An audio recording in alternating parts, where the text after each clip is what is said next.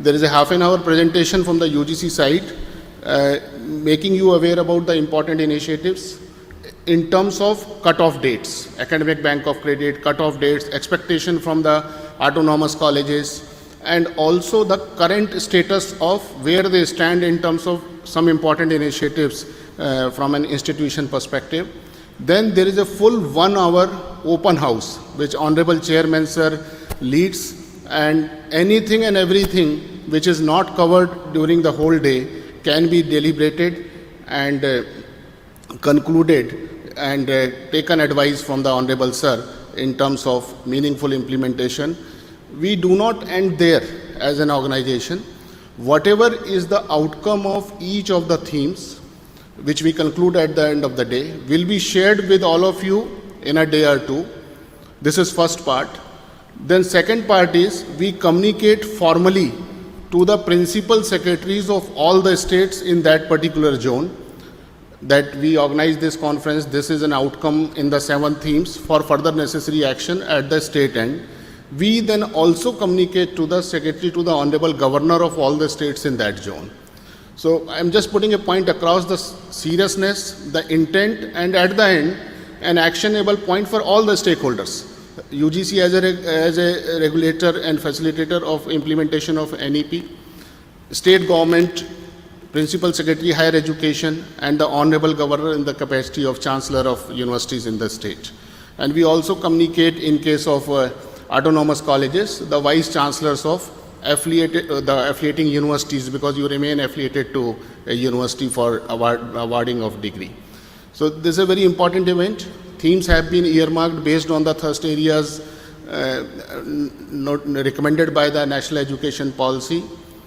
And all our information is available on our Utsaha portal, undertaking transformative strategies and actions for higher education institutions, higher education in India.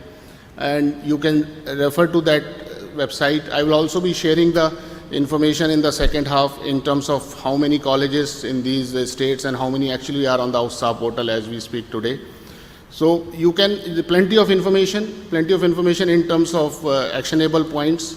And we believe that with the presence of you all and the advice and the continuous leadership of Honorable Chairman Sir, we will be able to arrive at a very tangible, actionable points for all of us to carry forward from tomorrow onwards. With this, I once again welcome each one of you, and we wait for the Honorable Director to join us for the start of the program.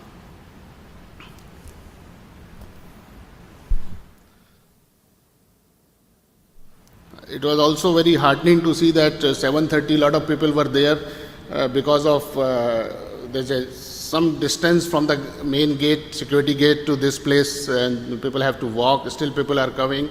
And those who came by the vehicle, so there is a speed limit of 20 kilometers. And also the parking of vehicles at an appropriate place. In spite of these little bit challenges, there's a lot of motivation and energy in terms of participation and contribution also. So it's a great opportunity for all of us to learn from the best practices which you have already implemented. You can also suggest some of the practices under various themes. So the just to give you an, we have shared the program. This is an inaugural program. We will complete this program by 10 o'clock. 10 to 10:30 is the tea time. Honorable Director Sir is here.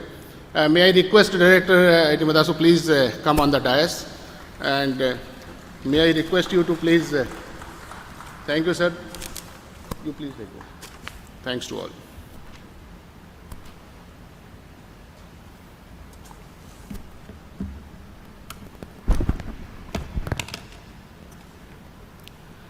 Good morning, Honorable Chairman, esteemed Director, and valued members of University Grant Commission, Vice Chancellors, academic responsible members from the universities, and one and all present here. It is my privilege to welcome you all at the University Grant Commission Southern Zone Conference for Autonomous Colleges on the implementation of National Education Policy 2020. This gathering marks another important milestone in our shared mission to shape the future of higher education in our country. We stand at a pivotal moment in academic where challenges and opportunities intersect, demanding our collective wisdom, foresight, and commitment. To commence the inauguration of this event, we will begin with the invocation of Tamil Taivad, followed by Vande Mataram, setting a tone of reverence and pride. I request everyone to raise.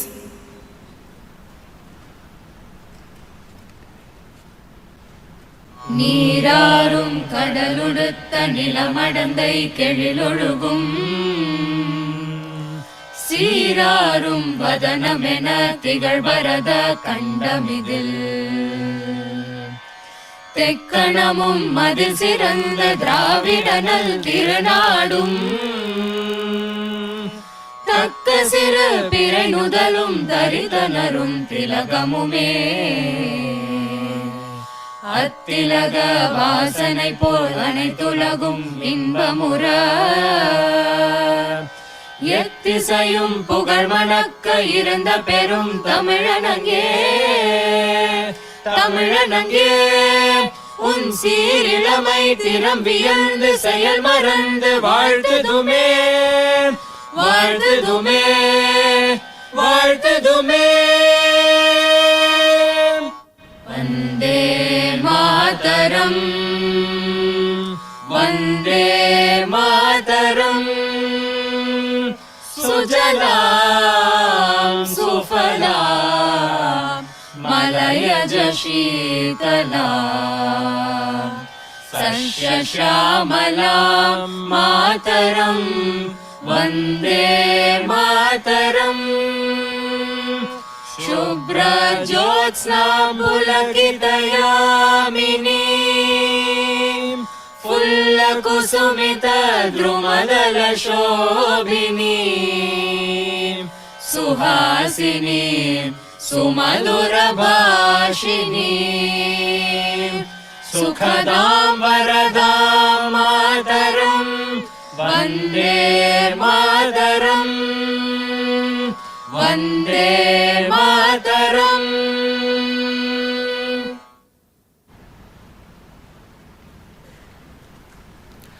Now, I invite the dignitaries on the dais to light the ceremonial lamp, symbolizing the illumination of knowledge and wisdom that brings us together today.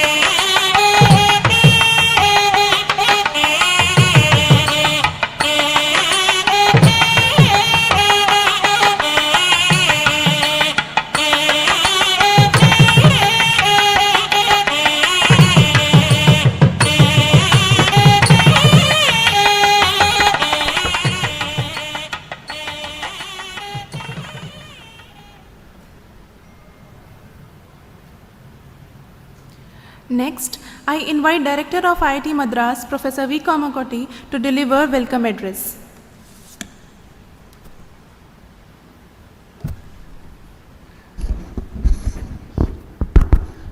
Respected Chairman UGC and alumni of IIT Madras, welcome back. And all Vice Chancellors and all dignitaries from the universities from South India. It's my very great pleasure to invite you for this very important activity.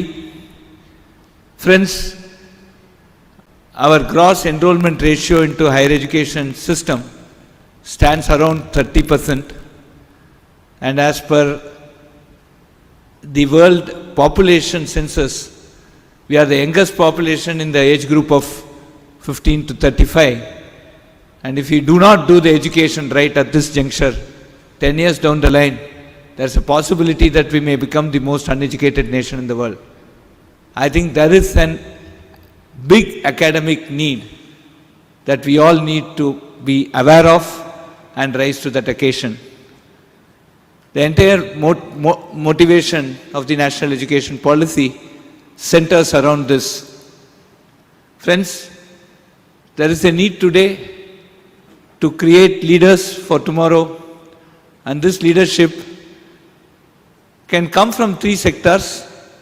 One, of course, the most noble profession, the teaching profession. We need very good teachers.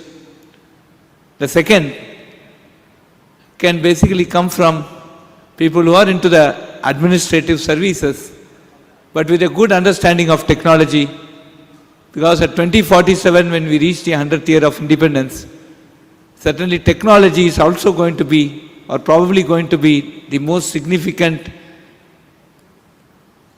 building block for governance. And the third, of course, are entrepreneurs, great leaders who have built up big companies that could solve societal problems, creating a very big socio-economic impact. If you look at the entire national education policy, these 3 points do figure at multiple places. And I am sure in the 2 days of deliberation, we will understand what we are doing. We will get the best of all, and we'll try to see how to take this best and implement at different places. Friends, today there are many policies of the government which have enabled us to implement the certain facets of the national education policy. For example, the multiple entry, multiple exit criteria, which is endorsed by the UGC today, has helped us form many courses where we could have a 1 year exit after a certificate, 2 year exit after a diploma, 4 year exit after a degree. And this has enabled a lot of people, especially lifelong learning, people who want to upskill themselves. So we actually here run 2 programs. One is the BS Electronic Systems and one is BS Data Science. We have more than 34,000 students here, who are enrolled to this program. And the age group is between 17 to 81. And these are the flexibilities that have come out based on the national education policy and also subsequent regulations that have come out from the UGC under the leadership of Professor Jagdish Kumar and also the AICT. Other thing that we need to also keep in mind today, that we could do 2 degrees at the same time, provided the timetables don't clash.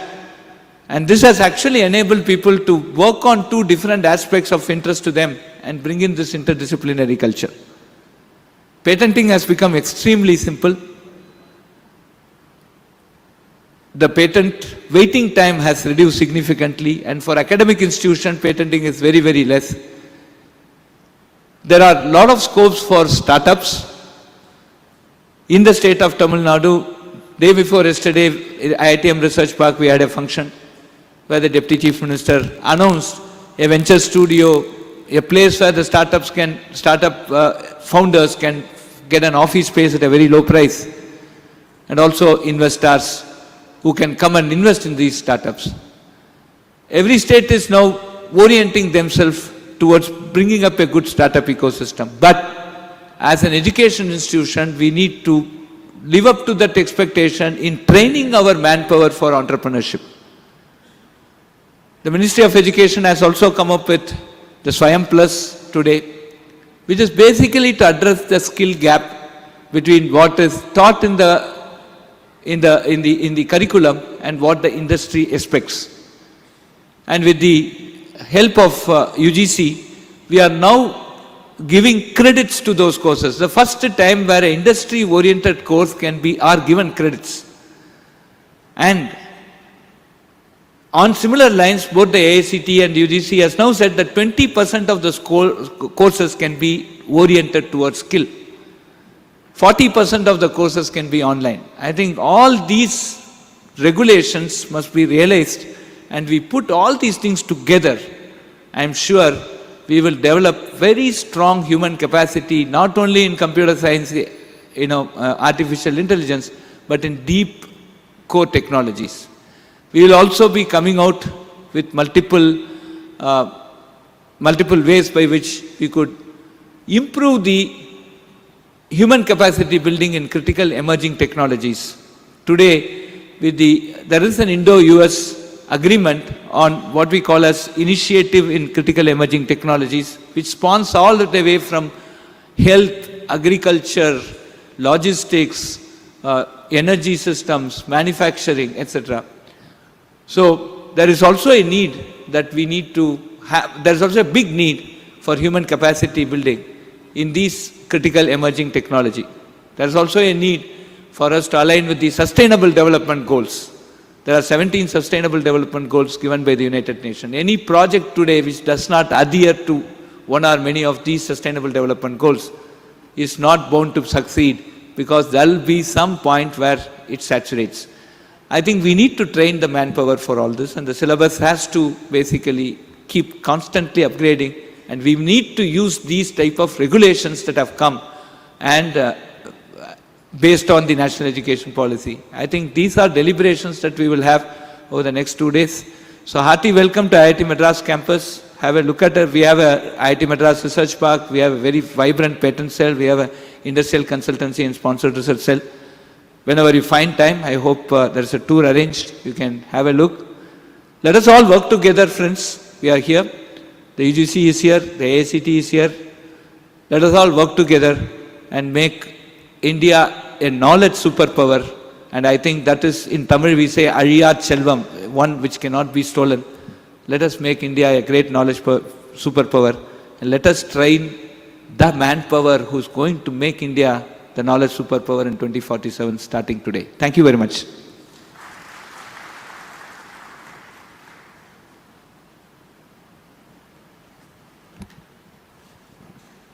Thank you, sir, for the welcome address.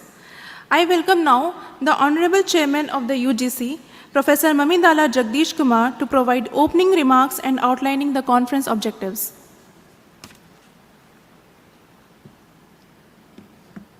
Good morning to everybody.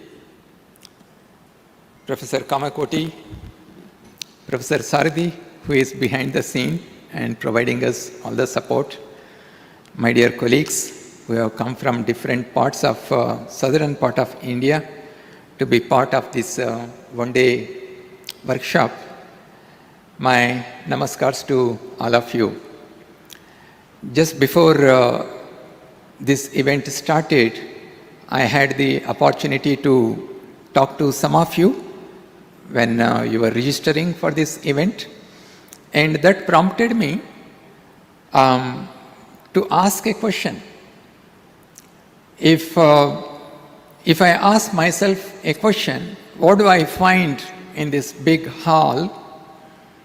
I would definitely say I find people with enormous optimism in their heart.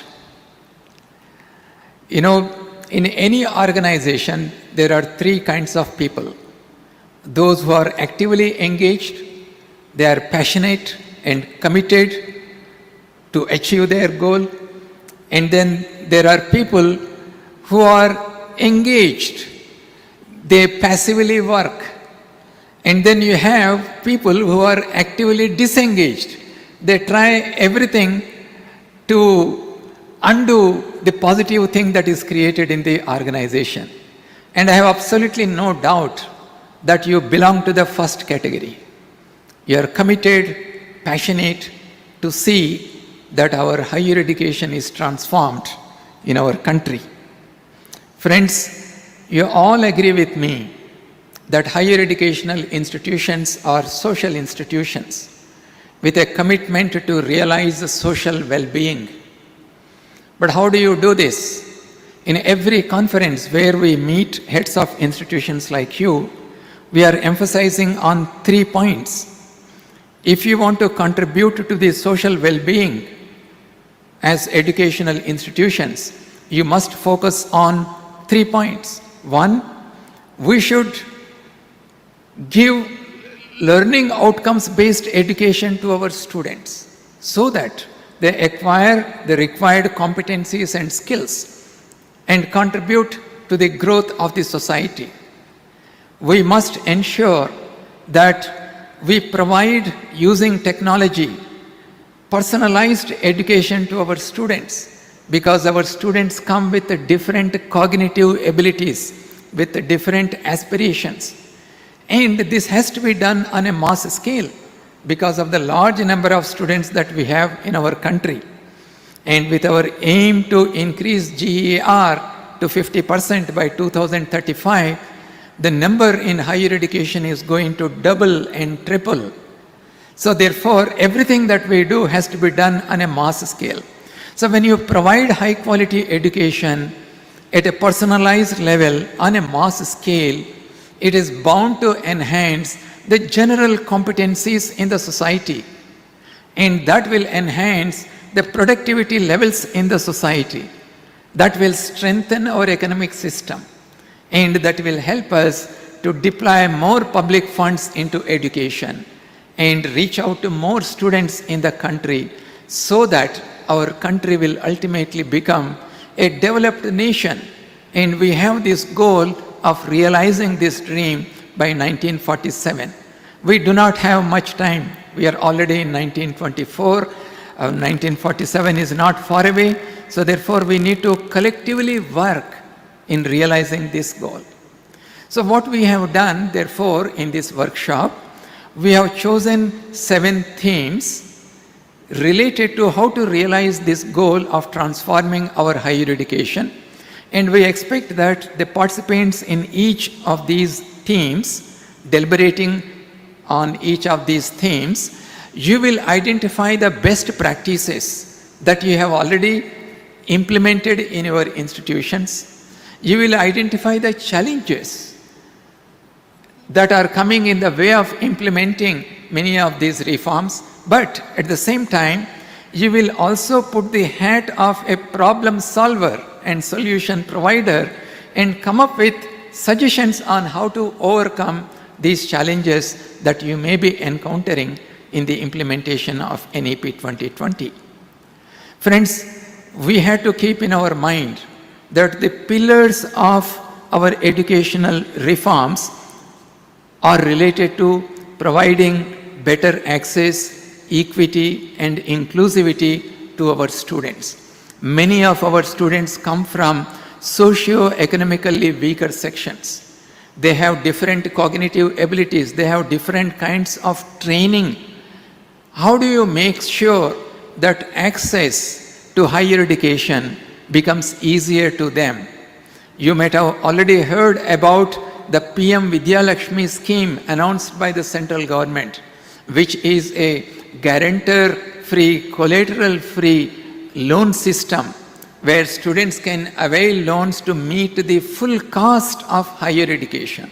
You should ensure that among your students and parents, awareness about such schemes is created so that they avail this facility.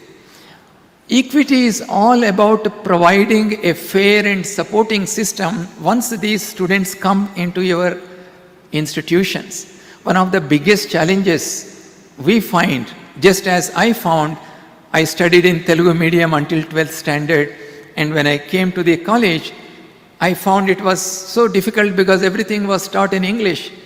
Today there is a greater emphasis at re-looking at this model of offering education in English alone.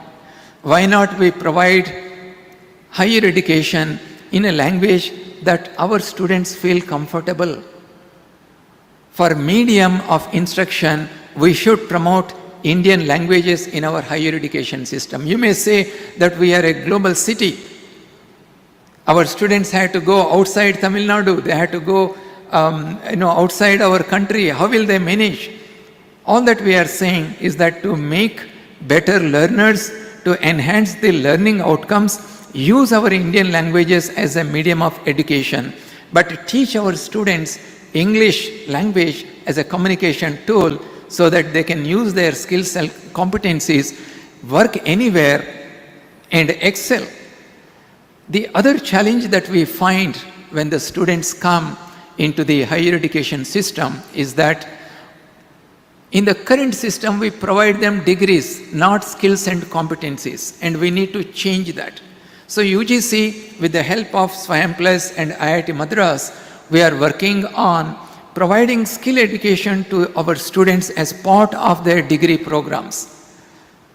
Yesterday in the commission meeting, UGC approved the guidelines on how to introduce micro-credentials, how to introduce skill-based courses as part of the degree program so that students can focus both on their academic goals and also their career goals. There are many areas such as finance, insurance, logistic management, media and entertainment. And you find that students who are doing BA, BSc, BCom are in majority in our higher education system. It is these students who must acquire these skills so that they become self-employed, so that they become ready for the newer kind of employment opportunities that are coming up because newer technologies are coming and things are changing at a very faster pace. Friends, you must consider when the students come to our educational institutions from these diverse backgrounds, socio-economic backgrounds, how do we make our campuses welcoming campuses? How do we value them? For example, UGC has issued many guidelines on how we can provide inclusivity in our campuses. Many students who come from weaker economic backgrounds, they find it hard to sustain themselves in higher educational institutions. UGC has issued guidelines on earning while studying. Please read these guidelines. All the guidelines that have been issued by UGC during last couple of years, they are available at one single place on UGC website. It is called Utsaha portal. If you go to the Utsaha page on UGC website, you will find all the regulations and guidelines that have been issued by UGC during last 2-3 years. One of the challenges that we find is that the information dissemination about these reforms and regulations has to be increased. The pace at which this information dissemination is happening has to be increased. As leaders of educational institutions, as principals and directors of the institutions, you must have closer interaction with your faculty members. Motivate them to understand the implication of implementing these regulations and the guidelines and the need to transform our higher education. See, the students, when they enter into the classroom, unless they see the change, how education is imparted to them, how the evaluation methods are reformed, how we are introducing experiential learning as part of their education, unless our students feel and experience this, we can not say that we are able to implement NEP 2020 completely. My dear friends, during the day you will deliberate on many of these aspects. Because of the time constraints now, I will not be able to speak on everything, but in the afternoon we will have 1 full hour of interaction. As my colleague has said, feel free to ask any question. We will deliberate and we will try to find solutions to the challenges that we may be encountering while implementing the NEP 2020. I would like to wish you a very successful deliberations and brainstorming during your parallel sessions that are going to happen throughout the day. And in the afternoon, we will ask the leader of each of these teams to come and make a brief presentation, and we will be very strict about the time there. You have 5 minutes to make your presentation, and then followed by 10 minutes of questions and answer session.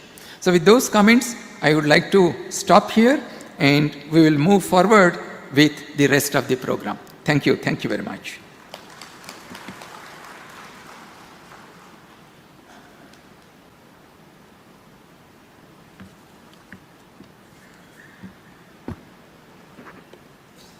Thank you, sir, for your inspiring words and for outlining the purpose of the gathering. We will now proceed with a short film presentation showcasing the UGC's initiatives under the National Education Policy, which highlights the progress and ongoing commitments.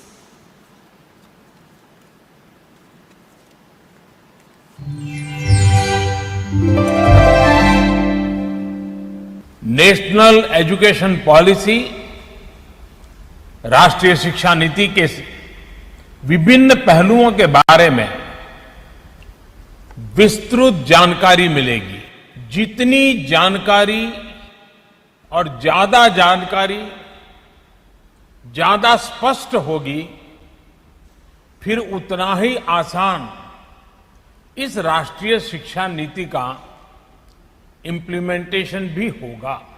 A heartfelt gratitude to everyone who has been part of the NEP journey so far. Let us continue to strive together for a better and brighter future for our children. The University Grants Commission is the leading implementation body for the National Education Policy 2020. The UGC has been taking a number of initiatives since the notification of the NEP, which are being displayed in this video ahead. Student Ambassador for Academic Reforms in Transforming Higher Education in India. This initiative aims to bring students together as active participants in implementing the NEP 2020. 855 NEP Sarthis from 309 HEIs have been selected by UGC till now. New NEP Sarthi guidelines has been launched on 21st August 2024, undertaking transformative strategies and actions in higher education. Utsaah portal will effectively track and support the implementation of the NEP 2020. HEIs can log in through ESHE code provided to them. Till now, total 1697 higher educational institutions have registered on the Utsaah portal. UGC has constituted 6 zonal committees to develop a roadmap for the effective implementation of the NEP 2020. 6 zonal conference and a special conference have been conducted by UGC, where more than 1800 vice chancellors, directors, college principals and NEP coordinators participated. Academic Bank of Credits. ABC helps in seamless integration of skills and experiences into a credit-based system. Nearly 31 crore learners have already registered on ABC portal. The provision of multiple entry and exit provides much-needed flexibility and appropriate exit options for learners who may discontinue their studies in different phases and wish to re-enter to continue education at higher levels. This initiative shall curtail the dropout rate, improve GER by offering flexibility in curricula and novel course options to students. NCRF is a single framework to integrate the credits earned through school education, higher education and vocational and skill education. It gives levels from 4.5 to 8 for higher education. UGC has also introduced standard operating procedures SOPs to implement the NCRF. NHEQF defines learning outcomes of graduate students. It also brings higher educational institutions to common level of benchmarking. NHEQF enables students, parents, HEIs, employers to understand the nature and level of expected learning outcomes. The UGC provides for the establishment of Students' Grievances Redressal Committees (SGRC) by all higher educational institutions. It is also mandatory to appoint an ombudsperson at the university level. The students can approach the committee or the ombudsperson if their grievances are not being addressed. Based on the principle of light but tight, the new UGC regulations provide streamlined and simplified processes for institutions seeking deemed university status, ensuring a balance between autonomy and accountability. The regulations also introduce a new category, distinct institutions, with a focus on teaching and research in a unique discipline. Conferment of autonomous status upon colleges. The new UGC regulations provides flexibility to colleges seeking autonomy. UGC has also launched an application portal. CU Chayan, a unified portal for faculty recruitment for central universities. Search and browse career opportunities in academia across all central universities at one place. With the aim to provide an international dimension to Indian higher education, UGC has introduced norms which allow top foreign universities to set up campuses in India. UGC has also launched application portal for foreign universities to apply. UGC regulations on twinning, joint and dual degree program provides global exposure to Indian students, international curriculum and attract foreign students. There is no prior approval or equivalence required. More than 70 higher educational institutions are collaborating with top foreign universities. UGC also encourages all HEIs to establish office for international affairs in their campus. Institutions can also set up a dedicated Alumni Connect cell to foster their alumni network. Framework for Global Citizenship Education in Higher Education. This framework provides inputs on the knowledge, skills and value system required by students to become global citizens with deep-rooted pride in being Indian. UGC has launched several initiatives for the promotion of Indian knowledge system in universities, such as the training and orientation of faculty on the IKS, guidelines for introducing courses based on Indian heritage and culture, empaneling local artists as artists in residence in higher educational institutions and incorporating IKS into curricula. To train our teachers and contribute to their capacity building, UGC has launched this full-fledged teachers training program. This program aims to train more than 15 lakhs teachers through 117 Madan Mohan Malviya teachers training centers spread across the country. Establishment of research and development cells in HEIs will create a conducive environment for enhanced research productivity, encourage collaboration at the local, national, and international levels and facilitate greater access to research. More than 1600 R&D cells have been established in HEIs. Minimum standards and procedures for award of PhD degree. Through these new UGC regulations, there will be ease for taking admissions in PhD. Curriculum and credit framework for undergraduate programs. UGC framework provides 4-year UG programs as honors and honors with research. Students will get exit options at first, second, third year with the option to rejoin within 7 years. With UGC's new PG program structures, students can now choose from a variety of PG degrees, including 1-year or 2-year, or integrated 5-year PG programs. Pursuing 2 academic programs simultaneously, students can undergo 2 programs, 1, both online, 2, 1 online and 1 physical, and 3, both physical.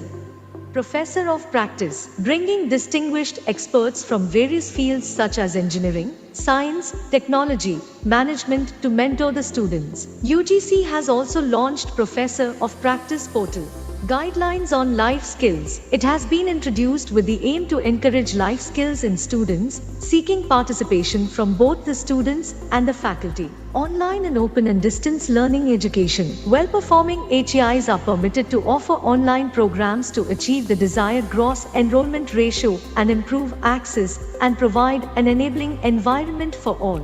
Swayam, study web of active learning for young aspiring minds, aims to take the best teaching and learning resources to all. Students can avail of up to 40% credits in a semester through the Swayam platform and can transfer credits to the parent institute.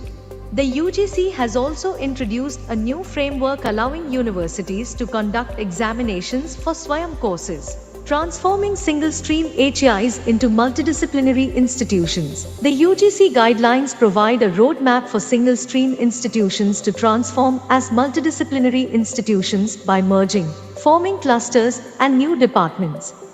Accessibility guidelines and standards for higher educational institutions and universities. These guidelines ensure that standards are well kept and maintained for Divyangjans in campuses. Credit-based course on pedagogical aspects for teaching Divyangjan and specific learning disability.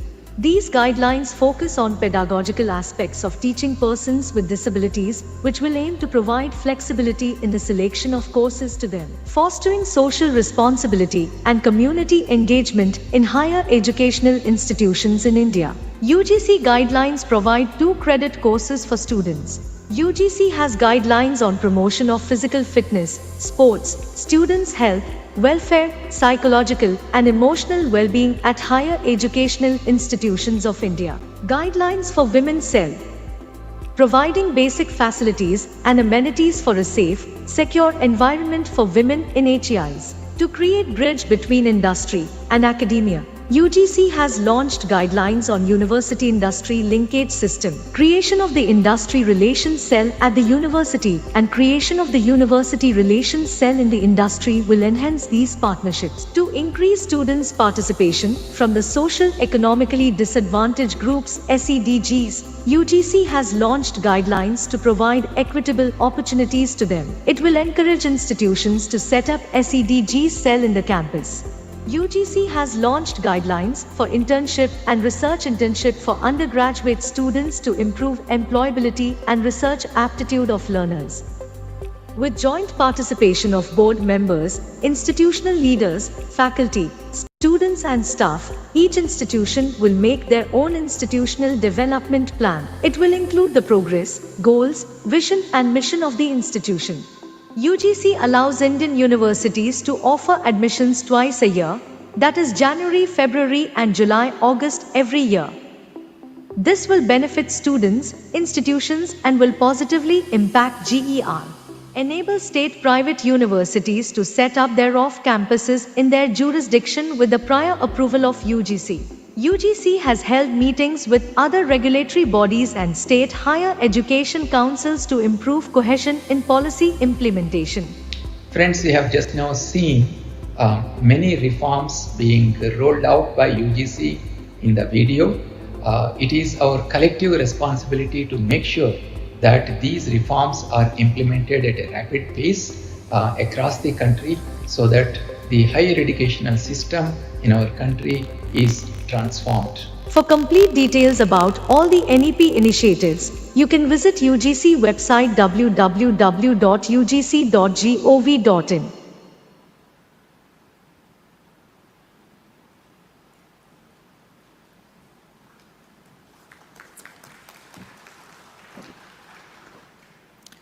UGC indeed has a great mission and vision for the education system. Now I request our Director Sir to honor our Chief Guest with shawl and bouquet.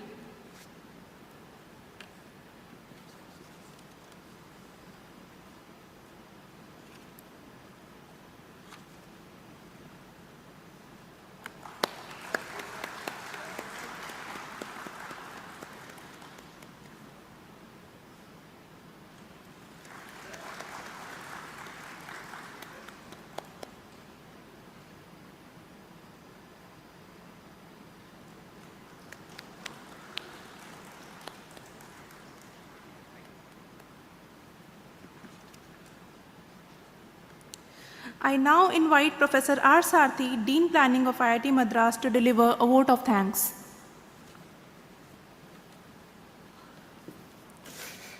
Good morning, everyone. It is a great privilege for me to deliver the vote of thanks at this prestigious gathering. Firstly, I would like to extend my heartfelt gratitude to each and every individual who has invested their time, effort and enthusiasm in organizing and participating in this highly fruitful conference. Events like this require a clear vision and dedicated effort, and we are immensely grateful for the commitment and the drive for betterment that has brought us all together here today. I would like to begin by expressing my sincere thanks to our esteemed Director of IIT Madras, Professor B. Kamakoti, for his unwavering support and encouragement. I would also like to extend my deep gratitude to the Honorable Chairman of the UGC, Professor Jagdish Kumar, for his relentless effort in making this conference a resounding success all over India. Of course, it is for South Zone. Multiple things they are planning to do it. Without his support and leadership, this event would not have been possible.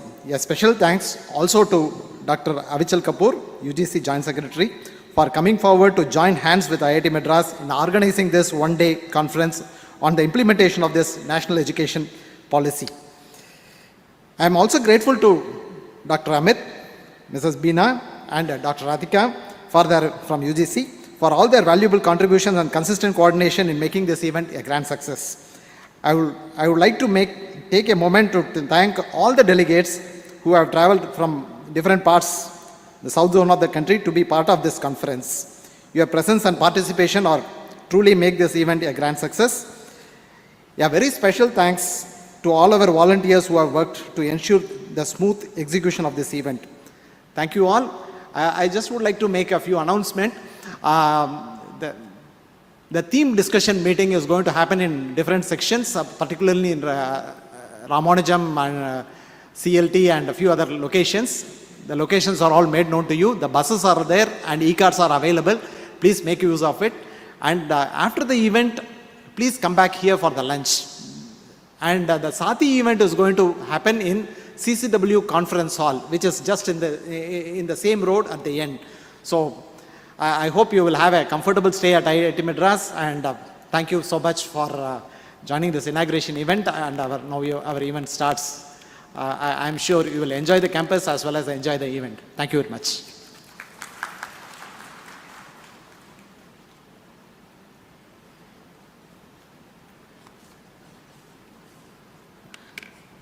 Thank you, sir. Now I request everyone to raise for the national anthem.